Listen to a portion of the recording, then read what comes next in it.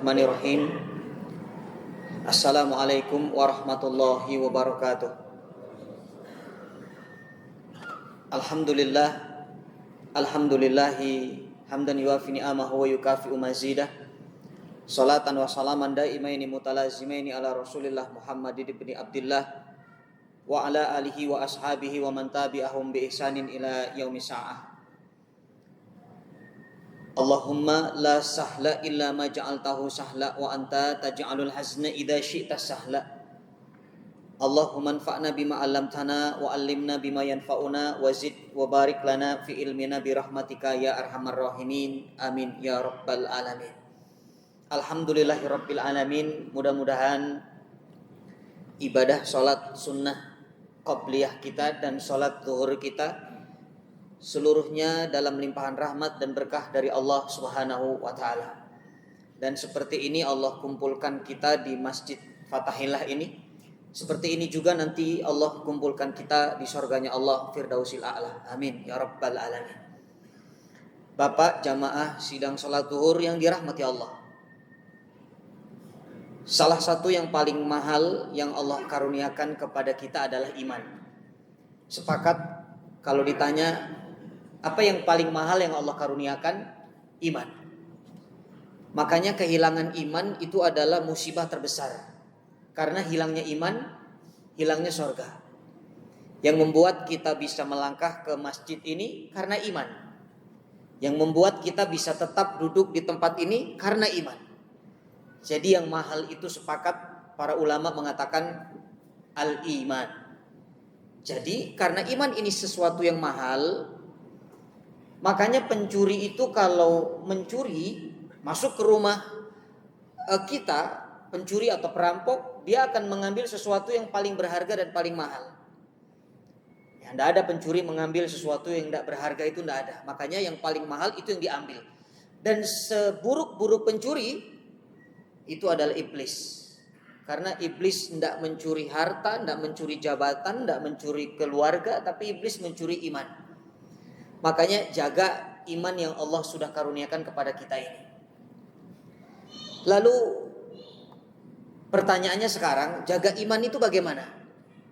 Nah, ini yang akan kita bahas, menjaga iman di akhir zaman ini bagaimana. Tapi sebelum saya sampaikan tentang bagaimana cara menjaga iman, perlu kita fahami bahwa mata rantai ujian iman dari awal manusia diciptakan sampai akhir zaman itu tidak pernah berubah.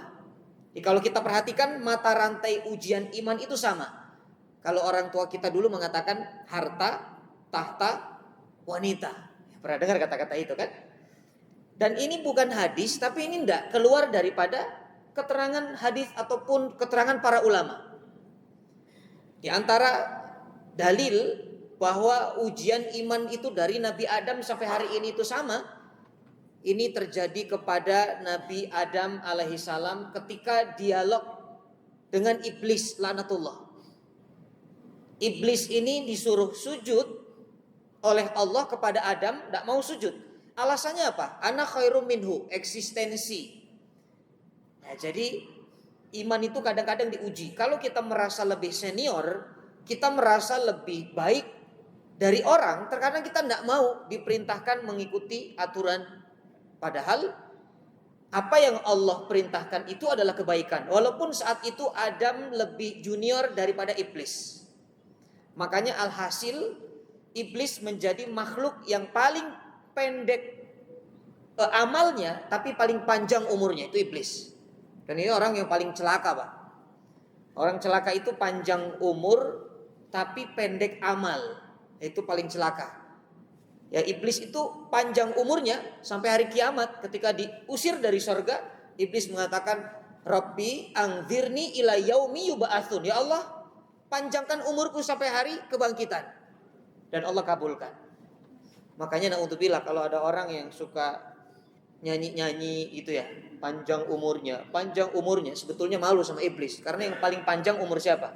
Umur iblis. Jadi iblis itu tidak pernah nyanyi itu. Subhanallah. Nah maka karena iman ini subhanallah ujiannya eksistensi, jabatan. Tapi di antara yang paling bahaya ujian iman Kata Rasulullah adalah harta. Subhanallah, ini luar biasa. Rasulullah pernah duduk bersama Abu Bakar. Lalu Rasulullah tangannya sambil berisyarat, alaika anni, alaika anni. Pergi jauh dariku. Seolah-olah mengusir sesuatu. Maka Abu Bakar As-Siddiq radhiyallahu anhu bertanya, "Ya Rasulullah, madza bika? Ada apa ya Rasulullah?" Apa kata Rasulullah sallallahu alaihi wasallam? "Ya Abu Bakar, ja'ani dunia. Baru saja dunia datang kepadaku dan membawa iming-imingnya dengan segala tipu dayanya. Lalu aku usir dunia." Apa kata Abu Bakar As-Siddiq radhiyallahu anhu? "Ya Rasulullah, apakah dunia berkata sesuatu?" Lalu kata Rasulullah SAW, "Iya, dunia berpesan." Kata dunia, "Wallahi, demi Allah, Muhammad, al-yaum najauta minni. Hari ini kamu selamat dari tipu dayaku. Tapi manajab min ba'dika abadan. Tidak akan pernah selamat setelahmu nanti." Subhanallah. Jadi sejak para sahabat sampai kita hari ini tidak akan pernah selamat dari fitnah dunia. Rasulullah SAW mengatakan, "Inna likulli ummatin fitnah wa fitnatu ummati al-mal." Setiap umat itu ada fitnahnya dan fitnah umatku adalah harta. Makanya kalau Bapak perhatikan, sultan itu muncul akhir zaman sekarang. Dulu setahu saya sultan itu cuma ada Hamengkubuwono. Sekarang ada Sultan Andara, ada Sultan Bintaro, mungkin ada Sultan Tanah Abang. Bahkan ada 2 sultan yang sudah pindah ke Rutan. Ya, semuanya karena apa? Fitnah harta. Makanya kenapa ada syariat ZIS, zakat, infak, sedekah. Tujuannya apa?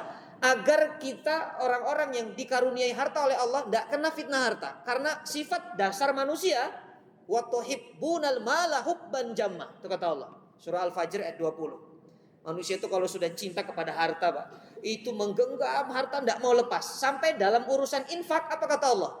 Wa mimma razaqnahum yunfikun. Dan dari apa-apa yang aku karuniakan kepadamu, aku rizkikan kepadamu, maka infakkanlah. Tuh.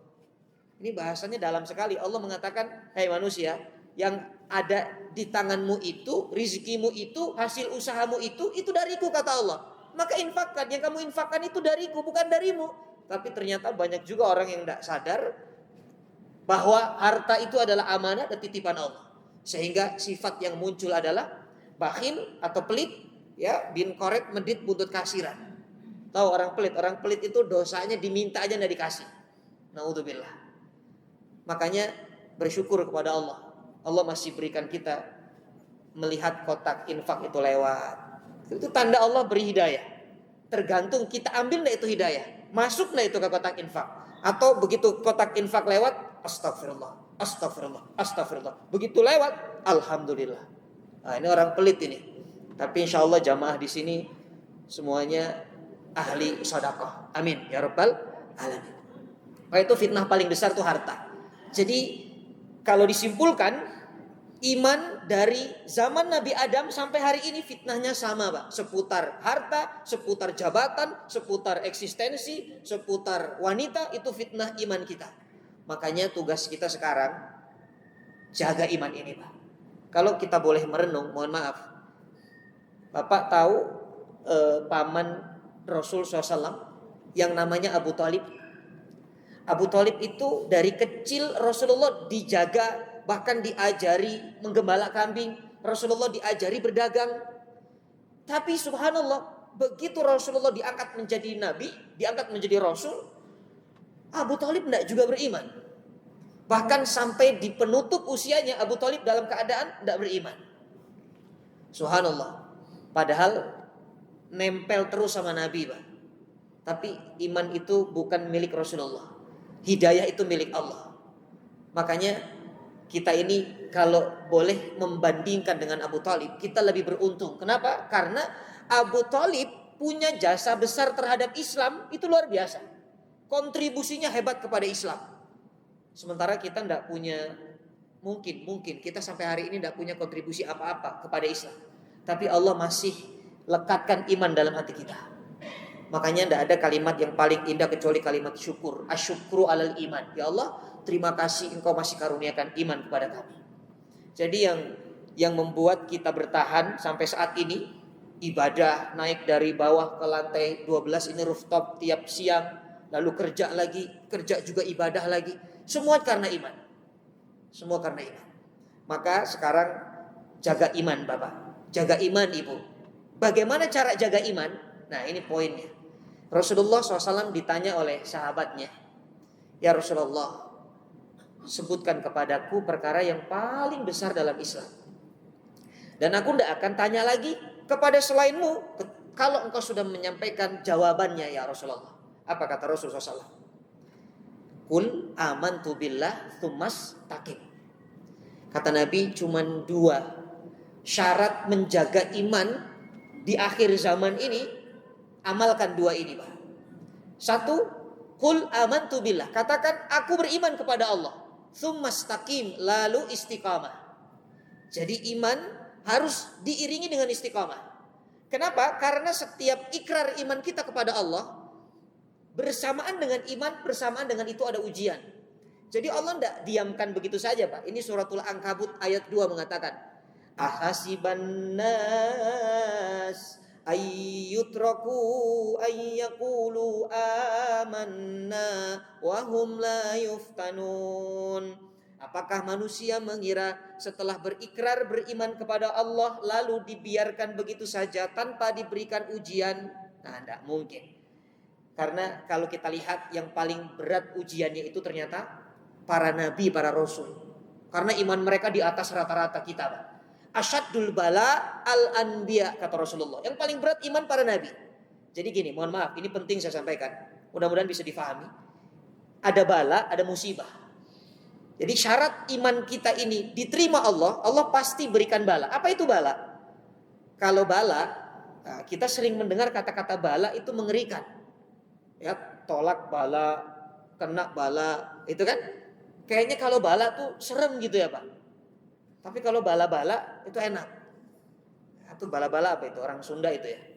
Pakai saus itu ya, pakai bumbu kacang. Padahal ketika Quran berbicara bala, bala itu sebetulnya adalah hasil konsekuensi dari iman seseorang. Itu bala. Jadi siapapun yang beriman, dia pasti dikasih bala. Seberat apa balanya Ustadz? Seberat apa imannya kepada Allah. Sebesar apa imannya, sebesar itu balanya. Contoh, Nabi Ayub alaihi salam diberikan bala dari imannya penyakit yang cukup panjang. Nabi Ayub, tahu cerita Nabi Ayub? Sakit yang mana sakitnya itu tidak pernah dialami manusia sebelum dan setelahnya. Subhanallah. Bahkan ulama mengatakan hatta saqatat luhumuha, sampai dagingnya itu berjatuhan, Pak. Itu sakitnya Nabi Ayub alaihi salam. Tapi ini bala dari Allah kok keburukan. Nah, kalau bala itu terserah Allah, Pak. Kadang Allah memberi bala yang buruk menurut kita. Kita tidak suka. Penyakit, kesempitan hidup, kehilangan harta, kehilangan anak, rasa takut, itu juga bala. Tapi ada juga bala yang kita ini suka. Seperti balanya Nabi Sulaiman alaihissalam. Apa bala Nabi Sulaiman? Nabi Sulaiman diberikan kerajaan. Merajai binatang, merajai jin, merajai manusia. Bahkan ketika ditanya oleh sahabatnya saat itu, apa jawaban Nabi Musa? Hadza min fadli rabbi liyabluwani ashkuru am akfur. Subhanallah. Ini adalah karunia dari Rabbku. Apakah aku itu syukur atau kufur? Tapi ada kata-kata liyabluwani. Ini harta, ini kedudukan, ini jabatan raja. Ini adalah bala dari Allah Tuhanku. Apakah aku syukur? Apakah aku kufur? Jadi yang ingin saya sampaikan maknanya adalah kalau bala itu bisa baik, bisa buruk, terserah Allah. Allah tidak akan salah menimpakan beban kepada kita. Selama iman kita ini istiqomah, maka bala itu tujuannya adalah mengangkat derajat iman kita. Tapi kalau kita iman dan istiqomah. Nah, kalau musibah, ini ada satu lagi, musibah. Musibah itu Allah lemparkan kepada hambanya karena sebab maksiat yang dilakukannya. Itu bedanya. Jadi kalau bala tadi karena sebab ketaatannya kepada Allah. Tapi kalau musibah karena sebab maksiatnya kepada Allah. Ma asaba min musibatin bima kasabat aidin nas. Tidak ada musibah yang menimpa kepada seseorang kecuali ulah tangannya sendiri. Jadi kalau Bapak, mohon maaf, Bapak pernah korupsi, bapak pernah berzina, naudzubillah, bapak pernah minum khamr, lalu diberikan kesempitan hidup, diberikan kesulitan hidup, istri sakit, anak sakit, maka itu bukan bala, tapi itu adalah musibah. Dan harus segera introspeksi diri, harus segera taubat kepada Allah. Tapi kalau bapak sudah taat nih, ya Allah, saya sudah taat, saya sudah tahajud, saya sudah duha, saya sudah infak, tapi kok hidup saya sulit, tapi kok istri saya sakit, itu namanya bala. Allah ingin menguji iman kita. Makanya dibutuhkan istiqamah. Kalau tidak istiqamah bisa mundur kita. Begitu diuji tidak istiqamah bisa mundur kita. Makanya para nabi itu istiqamahnya hebat. Kalau nabi tidak istiqamah, Pak, begitu nabi dihina umatnya, dihina kaumnya, nabi itu akan mundur. Ya Allah, saya resign jadi nabi. Tidak enak. Tapi karena nabi punya iman, punya istiqamah, maka bismillah, tetap berada dalam ketaatan dan berada dalam perjuangan. Nah, itulah syarat yang pertama. Kalau ingin menjaga iman di akhir zaman, iman harus didampingi dengan istiqamah. Nah, Bapak Ibu yang dirahmati Allah, mungkin mau tahu memang hebatnya istiqamah itu apa?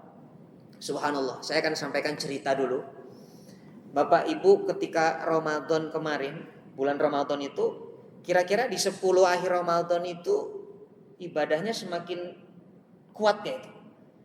10 akhir Ramadan semakin kuat gak ibadah? Ada yang iktikaf, ada yang mungkin menghatamkan Quran, ada yang mungkin gak pulang ke rumah. Semuanya fokus untuk ibadah di 10 akhir Ramadan. Pertanyaannya, tujuannya apa? 10 akhir Ramadan ibadahnya semakin meningkat dan berkualitas. Apa yang dikejar saat itu, Pak? Masih ingat gak? Yang dikejar apa? Lailatul Qadar. Nah, sekarang saya tanya nih, jujur jamaah Masjid Fathahillah ini, pernah nggak merasakan ketika setelah Ramadan dan 10 akhir Ramadan kita beribadah kepada Allah, ada yang berani mengatakan saya sudah mendapatkan Lailatul Qadar? Ada nggak? Ada yang di sini tahu bahwa dirinya mendapat Lailatul Qadar saat itu? Nggak ada. Mungkin ibu mengatakan, saya Ustaz, karena bangun-bangun subuh wajah saya tiba-tiba bersinar, glowing. Itu bukan itu, Bu, Lailatul Qadar. Itu namanya MS Glow mungkin ya. Jadi Lailatul Qadar ini rahasia. Jangankan kita, para sahabat itu tidak tahu kalau dirinya mendapat Lailatul Qadar kalau Rasul tidak menyampaikan. Oh, ini menarik ini. Abu Bakar itu sahabat yang dikatakan di dalam perkataan Rasulullah, tidak ada manusia terbaik setelah aku, setelah para nabi, para rasul, kecuali Abu Bakar. Tapi Abu Bakar tidak tahu dirinya mendapat Lailatul Qadar.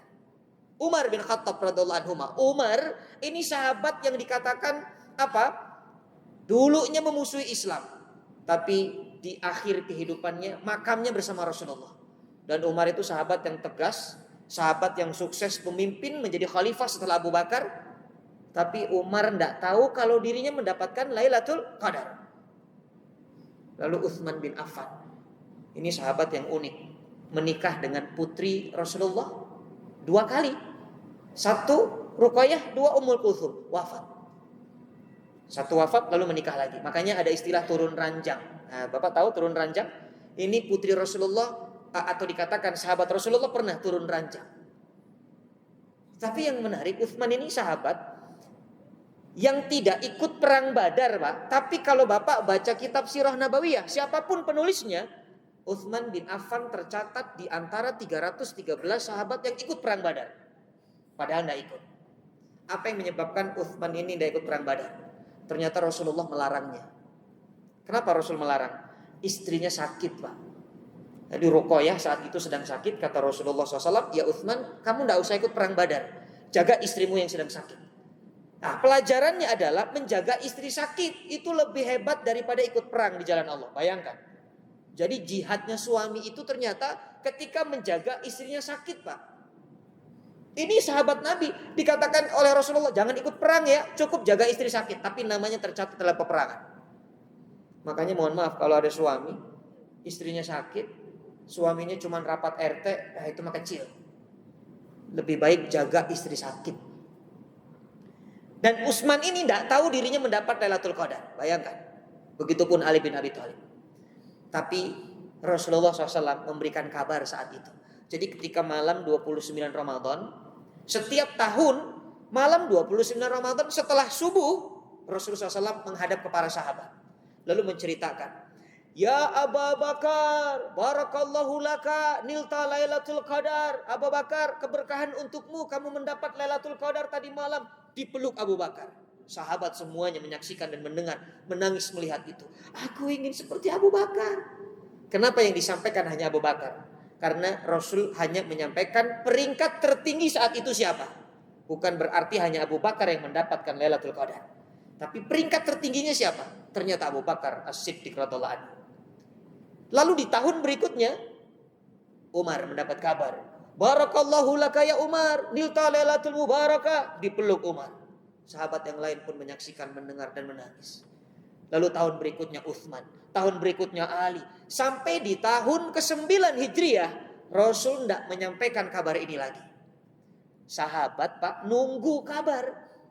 Kan dari kemarin disampaikan, kenapa di tahun ke-9 tidak ada ya Rasulullah? Bisa dipahami tidak?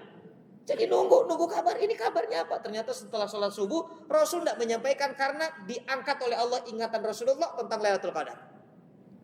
Maka satu sahabat datang dan bertanya, "Ya Rasulullah, kami ingin seperti Abu Bakar, seperti Umar, seperti Uthman, seperti Ali, dan seperti Abdurrahman bin Auf ya Rasulullah, mendapatkan kabar tentang Lailatul Qadar. Tapi kok tidak ada ya Rasulullah?" Rasulullah diam. Lalu beberapa saat turun ayat. Surah Fusilat ayat ke-30. Apa kata Allah? "Innal ladzina qalu rabbuna Allah thumma istaqamu tatanazzalu alaihimul malaikah alla takhafu wa la tahzanu wa abshiru bil jannati allati kuntum tu'adun." Ini ayat tentang istiqamah. Sungguh orang-orang yang mengatakan Tuhan kami adalah Allah, lalu dia istiqamah, Allah turunkan atasnya malaikat. Orang-orang yang seperti ini jangan takut, jangan sedih, karena ada surga yang Allah janjikan. Subhanallah, ayat ini menjawab pertanyaan sahabat Pak. Jadi sababun nuzul ayat ini adalah karena sahabat bertanya, kok tidak ada kabar lagi Lailatul Qadar ya Rasulullah? Apa kata Rasulullah? "Wahai sahabatku, jangan sedih kalau tidak mendapat kabar Lailatul Qadar, karena istiqamah jauh lebih hebat dari sekedar mendapat Lailatul Qadar." Subhanallah. Jadi ternyata orang yang istiqamah itu Pak lebih hebat dari sekedar orang yang mendapatkan Lailatul Qadar. Kenapa? Karena Lailatul Qadar itu hanya satu malam, ya kan? Hanya satu malam, tapi istiqamah sepanjang hidup, sepanjang malam. Itulah istiqamah. Bahkan ayatnya mengatakan, lihat kata-katanya, ini gramatikal bahasa Arab. Ketika Allah berfirman tentang Lailatul Qadar, "Inna anzalnahu fi Lailatul Qadar, wa ma adraka ma Lailatul Qadar, Lailatul Qadri khairum min alfi syahr, tanazzalul malaikah." Tanazzalul malaikah. Hanya satu huruf taknya. Artinya apa? Malam, itu saja malaikat turun. Tapi ketika Allah berfirman tentang ayat istiqamah, "Innal ladzina qalu rabbuna Allah tsumma istaqamu tatanazzalu." Sama enggak atau beda? Tanazzalul dengan tatanazzalul itu enggak sama. Karena bahasa Arab itu kullama zadal mabni zadal makna.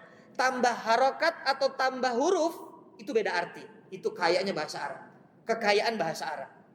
Makanya Bapak Ibu hari ini kalau saya tanya, coba cari istilah dari kata sujud selain sujud. Bisa ketemu enggak? Nggak ketemu Pak. Itu bahasa Arab. Kalau diganti coba, nak setelah ruku nyungsep, enak nggak? Nggak enak. Jadi bahasa Arab itu satu huruf tambah itu maknanya beda. Makanya termasuk tatanazzal. Kalau tatanazzalu artinya apa? Malaikat itu turun berbondong-bondong dan turun setiap saat bagi siapapun yang istiqamah. Subhanallah. Bismillah. Izin.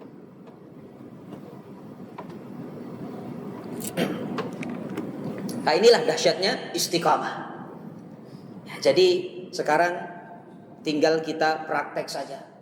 Kita sudah punya iman, maka Bapak Ibu tinggal iringi iman dengan istiqamah. Nah tapi begini Ustaz, istiqamah itu kita setiap hari, saking pentingnya istiqamah ini kita selalu minta sama Allah. Bapak Ibu kalau sholat tidak baca ayat ini itu tidak sah sholatnya. Ihdinas siratal mustaqim, ya kan? Ini bagian dari suratul Fatihah. Tidak baca ini tidak sah sholatnya. Apa artinya? Ya Allah, tunjukkan kami jalan yang lurus. Tapi mohon maaf, kalau hanya diterjemahkan tunjukkan kami ke jalan yang lurus, mungkin kita bisa tidak sampai ke jalan yang lurus. Makanya ulama menggali ayat ini. Ulama menyampaikan kalau baca Al-Fatihah minimal kita faham, tadabburi ayat itu. Karena itulah salah satu rukun salat. Kalau surah pendek mah tidak termasuk rukun, itu sunnah. Tapi Al-Fatihahnya ini kalau bisa kita tadabbur, kita fahami. Makanya makna ihdinas siratal mustaqim itu bukan sekedar ya Allah tunjukkan aku jalan yang lurus. Tapi lebih dalam lagi maknanya, ulama tafsir mengatakan ya Allah tunjukkan aku dan antarkan aku ke jalan yang lurus. Karena kalau cuman ditunjukin Pak, maaf nih, saya barusan nyasar ke masjid ini. Saya tanya sampai 2 kali dan dua-duanya tersesat saya. Satu awalnya ke F. Karena di situ ada tulisan parkir mobil FAAFB gitu ya. Saya masuk, saya tanya tukang parkirnya, "Pak, ini ke Masjid Fathahillah ya?" "Iya, Pak, di atas." Begitu masuk, "Pak, kalau blok B mana?" "Oh, blok B sebelah damkar, Pak." "Bapak salah." Keluar lagi saya.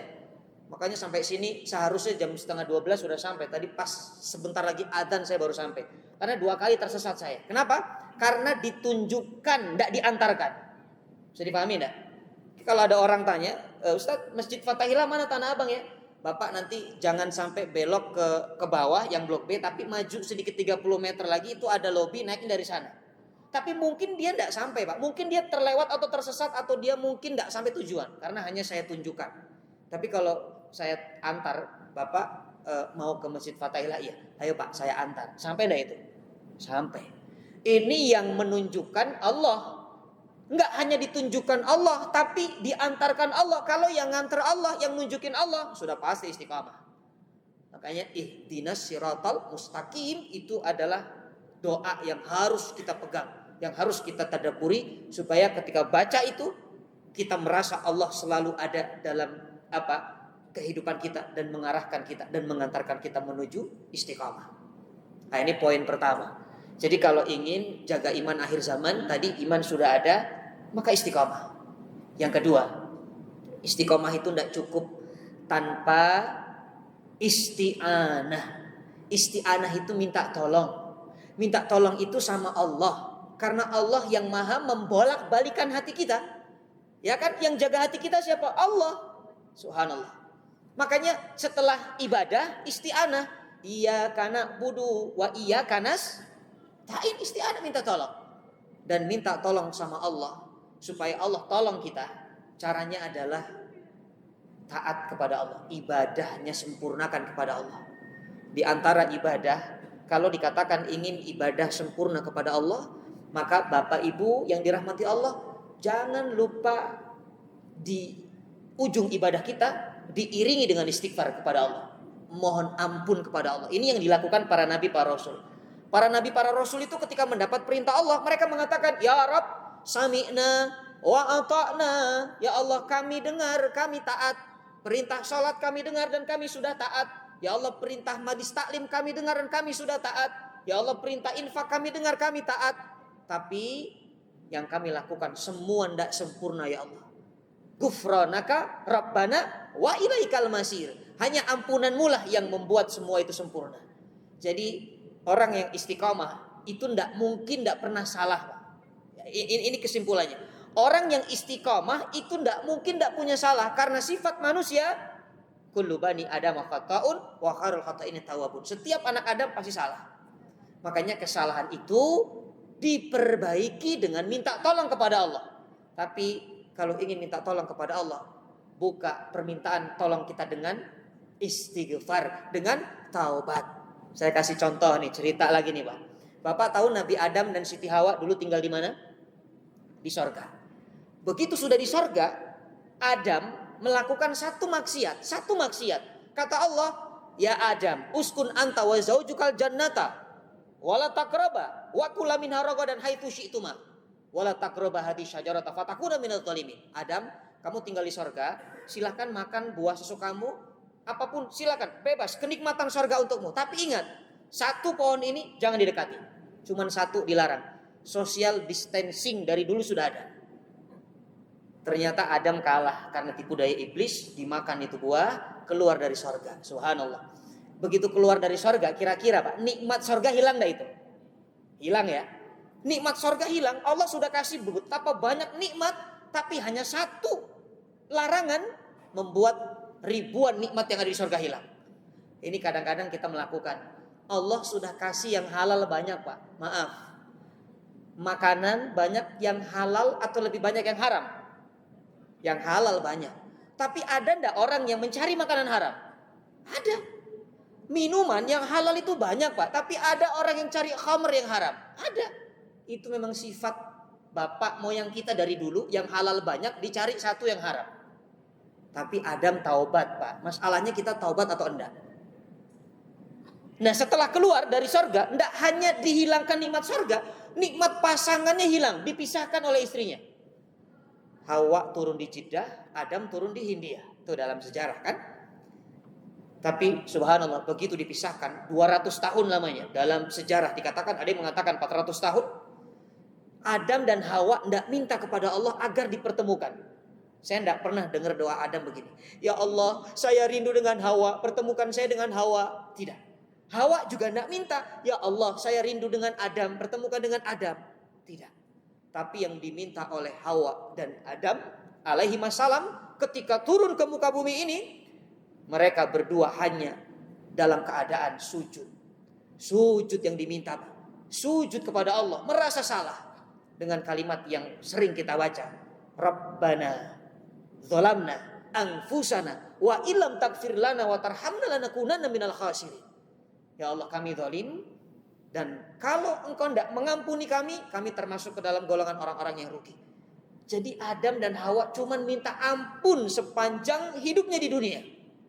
Maka subhanallah, apa kata Allah? Ya Adam, ya Adam, rintihan orang yang taubat lebih aku sukai daripada rintihan ahli ibadah. Subhanallah. Jadi pahami enggak?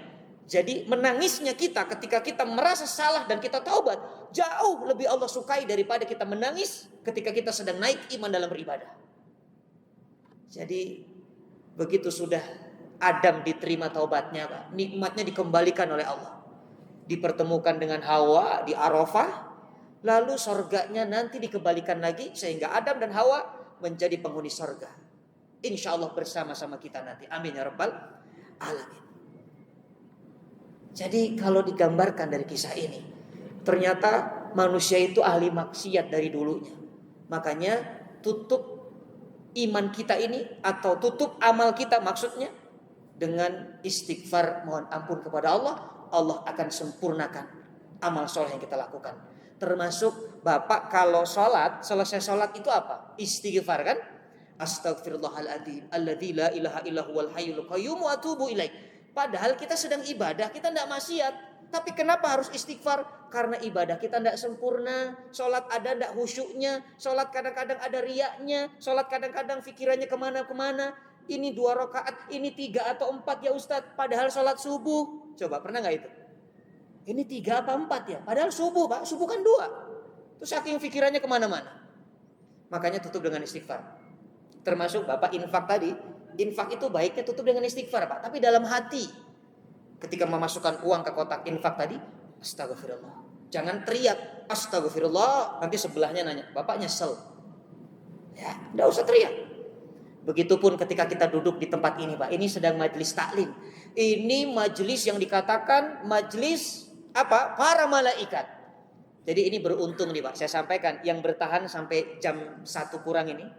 Jadi Bapak yang tadi bertahan ini, malaikat datang ke sini Pak, membawa doa-doa dan mengamplas kita. Kita tidak sadar, diamplas dosanya Pak. Seperti karat yang ada dalam besi, lalu besi itu digeprakkan ke bawah, karatnya akan rontok. Jadi begitu Bapak nanti bangkit dari sini, keluar menuju tempat kerja, bersamaan dengan itu dosanya berguguran.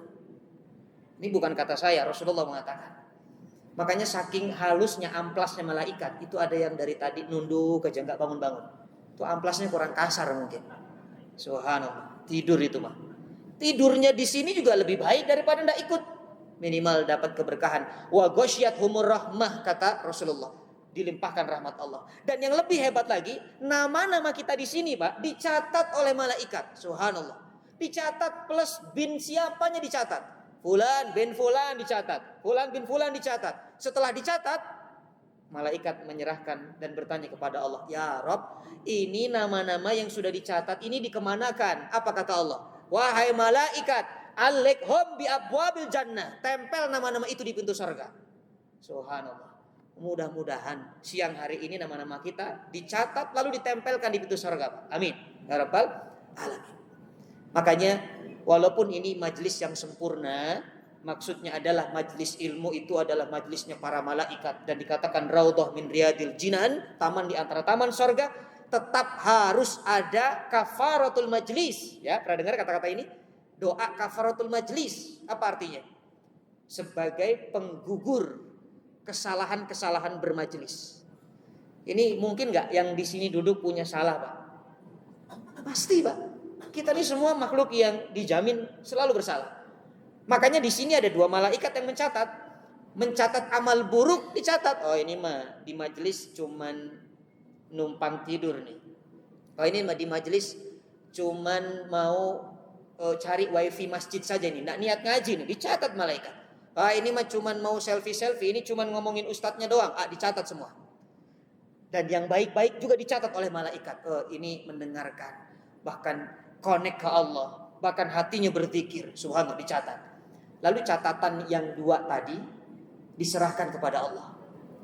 Dan ketika majlis ini ditutup dengan kafaratul majlis, kata Allah kepada malaikat, "Wahai malaikat, serahkan catatan yang baik-baik saja."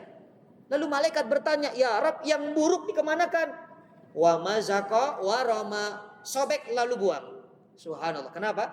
Karena majelis yang ada di Fathahilah ini sudah ditutup dengan kafaratul majlis. Sempurna kekurangan kita di mata Allah kalau kita tutup dengan istighfar.